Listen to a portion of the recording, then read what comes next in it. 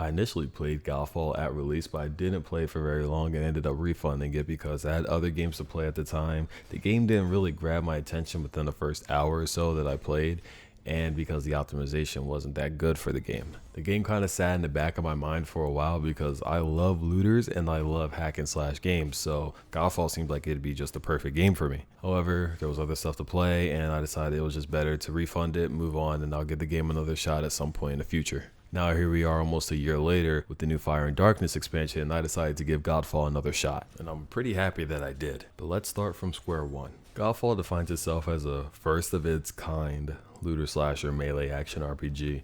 And while I don't believe it's the first of its kind, it definitely fits the rest of the description. You play as a Valorian knight named Ornn. Ornn is trying to prevent his brother Macros from performing the rites of ascension and becoming a god, which would ultimately cause a lot of bad. And that's really it for the story.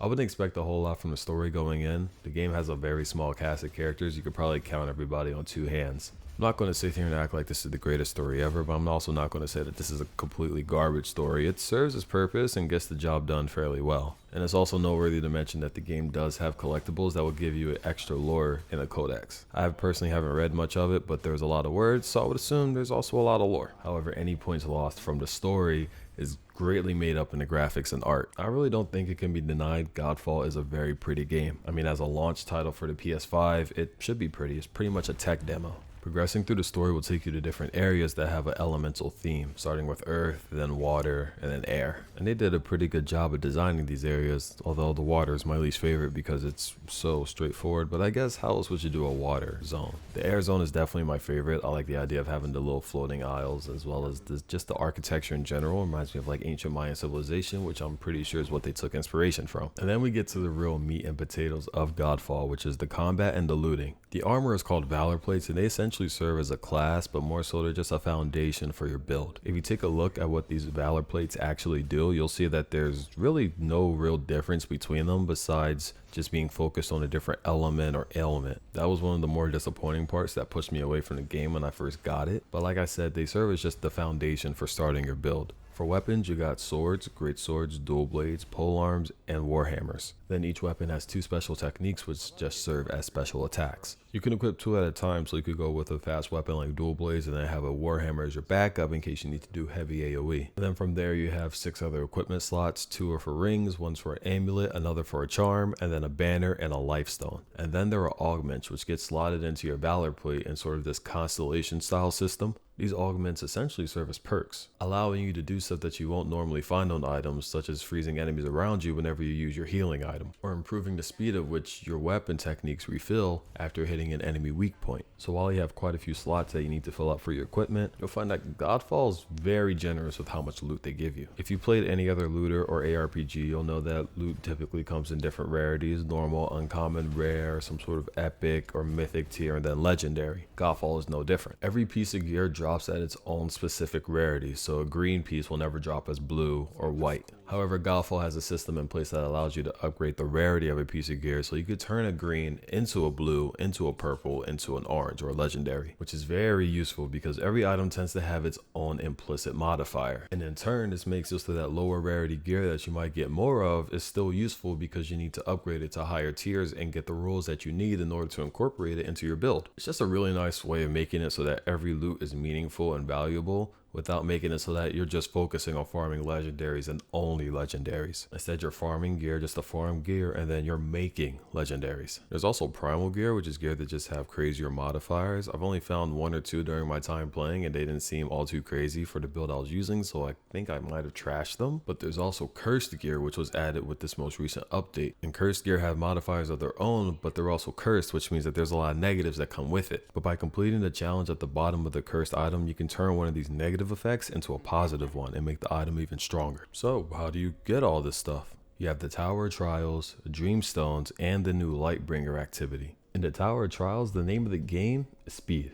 Most of the time, you're going to be put into these time trials where you need to kill all the enemies as fast as you can in order to earn as many keys as possible. These keys are then used on chests to get your loot at the end of each floor. You'll unlock the initial Tower Trials early on, but then once you hit 50, you'll unlock the Ascended Tower Trials, which is longer and therefore more difficult, but with better loot as well. That's going to be your source of primal gear. Dreamstones you also unlock fairly early on as well. Each Dreamstone has a boss that you need to kill at the end of it. You can choose to fight this boss right away, or you can do these side missions to kill mini bosses. By choosing to do these, you get more lucidity and stability. Think of stability as the Dreamstone's health. By doing each mission, the health goes down, but by getting more stability, you can help keep it up just a little bit longer to get an extra run or two. Once it hits 0, then you have to fight the main boss of the Dreamstone. Lucidity is used to shape the Dreamstone's rewards. With enough lucidity, you could pick from a list and add rewards or upgrade the rarity of these rewards. This makes it really easy to target farm specific pieces of gear. You can select that you want a fire reward and then upgrade the rarity all the way up to legendary, and then you'll be getting a legendary piece of gear that has fire focused aspects to it. So it can be very rewarding to know exactly what you want before going into a Dreamstone. And it's probably the best source of getting materials for upgrading your gear as well, so there's that too.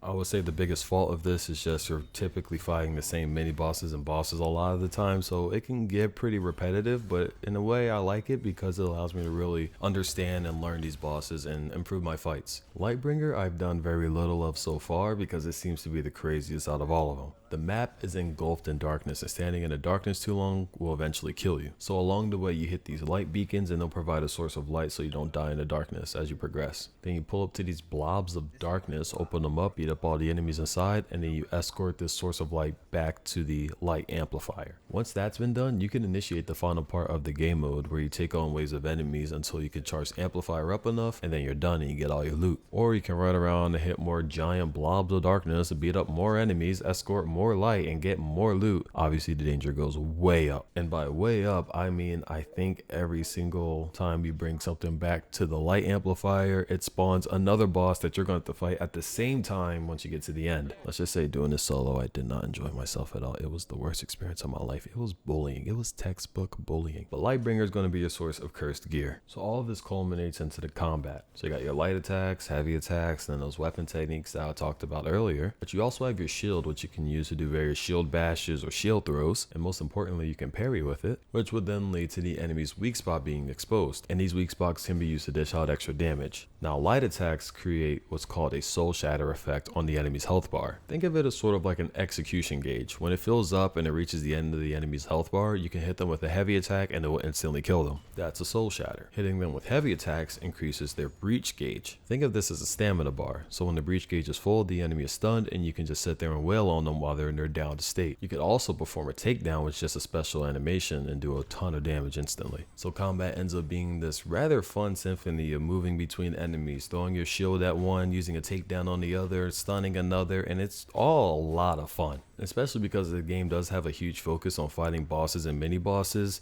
Taking these strategies and optimizing them through the boss's gimmicks makes it even better. So between mastering the combat, upgrading your gear, making these builds, and even unlocking skins for all the Valor plates, in addition to the fact that your leveling doesn't stop at 50, just like how Diablo has its Paragon system, this game has the Ascension system where you gain Ascension levels and use that to get bonus stats. I would say that there's quite a bit of stuff to do in the game right now.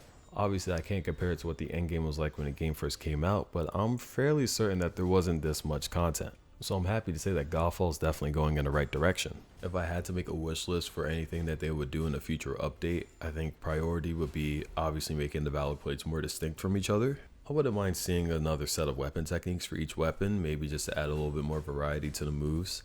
And then I don't know why this hasn't been added to the game already, but some sort of salvage by rarity, because right now you have to pick each individual item, mark it for salvage, and then you can salvage everything that you marked all at once. It just takes a long time to go through an inventory that might be full of dozens of items. Some people even have like hundreds or thousands and just mark them all. So if they can make that a little faster, that'd be really cool. I'd like to see a little bit more stuff tied to your progression of the Ascension system, maybe some unique skins or something like that. Though I will say now, Godfall isn't a games as a live service type deal, so it's not constant, frequent updates weekly or monthly or anything like that, so it might take a while for these to happen. But as long as they do, I guess that's all that really matters. But that's all I got to say about Godfall. I'm really happy that I decided to give this game another shot. I think it definitely paid off, especially with the fact that there was a price reduction, which is really cool. That should bring more people to it. Anyone that likes a hack and slash game, likes having that looter element, I think this is a decent pick, especially with the price reduction. All the gameplay you saw during this video, I streamed over at twitch.tv/Jalen, link in the description below.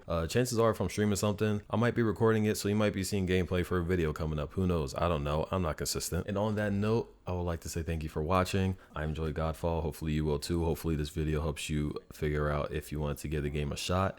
and I'll catch you guys in the next one.